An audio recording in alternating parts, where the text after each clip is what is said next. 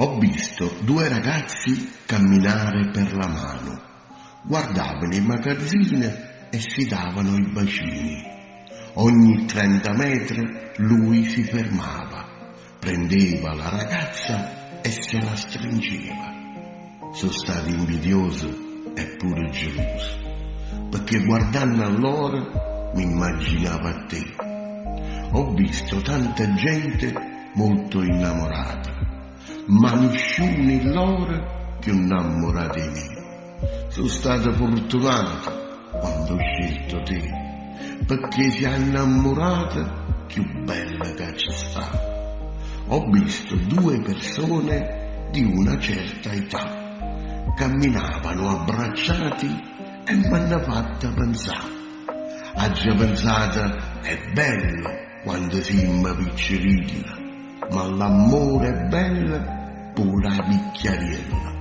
E così, guardando a loro, ho immaginato noi, io e te, fra 100 anni saremo così.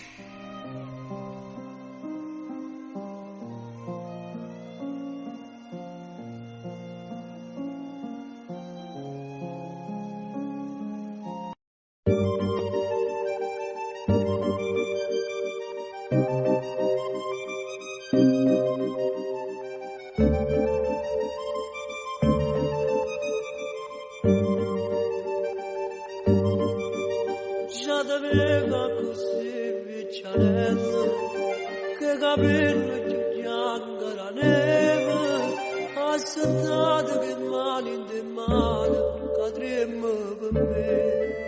Io mi accorgo che ancora si bella, e ti guardo con occhio sincero, e chi mai renda tutta una vita ha potuto tradire, innamorare così.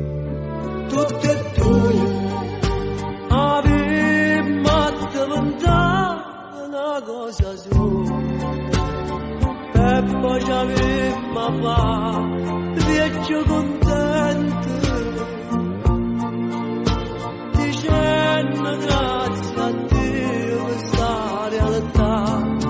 Tutte e due avevamo consumato questi minuti, momento triste senza cuore, ma qualche volta vita ci può dare, senza pensare, l'istante ci lascia. Nella notte comune, io mi immagino insieme con te, a stringiuto con bene e con male, cappa, felice pure, tutte e due avevamo diventato una cosa sola, e poi ci avevamo fatto vecchio contento, dicendo grazie a Dio per questa realtà. Tutte e due